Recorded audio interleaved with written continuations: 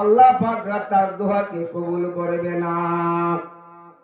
সর্বপ্রথম রাত্রে সুন্দর সুন্দর খাবার, সুন্দর সুন্দর গোস্ত আর রুটি করে পরোটা করে পাড়া থেকে দেশ বিদেশ থেকে বন্ধু আসবে, আর বন্ধুদের নিয়ে সুন্দর করে খাওয়ান দাওয়ান করবে, দেখভাল করবে।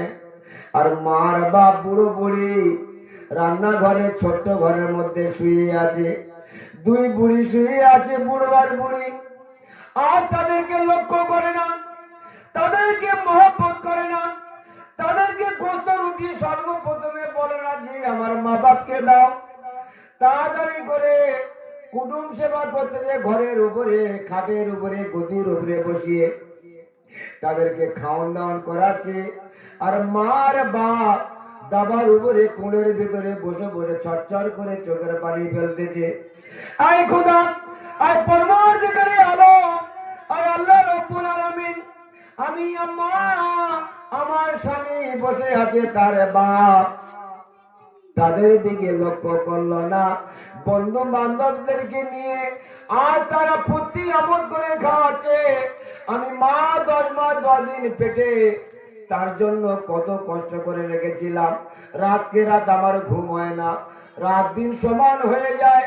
আমার বাচ্চা পেটে আছে, যতদিন পর্যন্ত বাচ্চা পেটে থাকবে ততদিন পর্যন্ত মায়ের ঘুম আল্লাহ পাক কেড়ে নেবে। সেই রকম মা আজকের বসে আছে, বাচ্চাদের অগর সগর দেখছে যে আমার ছেলেরা সমস্ত বন্ধু বান্ধবের নিয়ে গড়গড়টা করে ঘরে খাওয়াচ্ছে, আর আমি আমার স্বামী আজকের আমি দুজনে মিলে বসে আছি। চোখের পানি ঝরঝর করে পড়তেছে মা বাপের, কিন্তু ছেলে কোনো লক্ষ্য করছে না, বৌমা কোনো লক্ষ্য করছে না।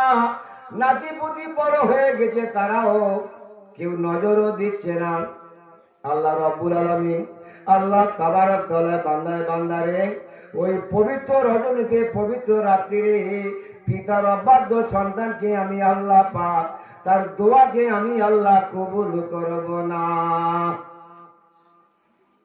নাম্বার 2, বুঝতে পারছেন নাকি? না রাগ হচ্ছে কারণ? যদি রাগ হয় আমাকে বলবেন। আল্লাহ পাক কম বেশি করে প্রত্যেকটা ঘরে কম বেশি করে আছে, আছে না নেই? অবশ্যই আছে। এই রোগ দেখবেন প্রায় ঘরে ঢুকে বসে আছে। নাম্বার 2,